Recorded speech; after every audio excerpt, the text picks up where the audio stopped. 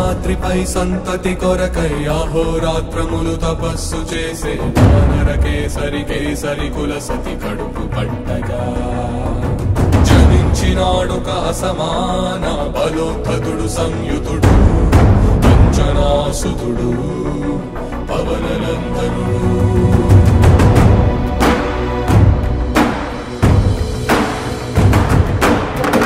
కిరణముల ఉదయాత్ముని గని అది పండిన తీయని పంటను కొడు సూర్య మండలము పట్టి తినాలని ఊళ్ళూరే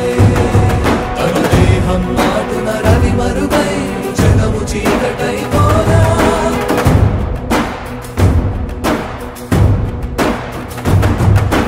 అది అమరేంద్రుడు గమనించి తన ఐరావతమధిరోహించి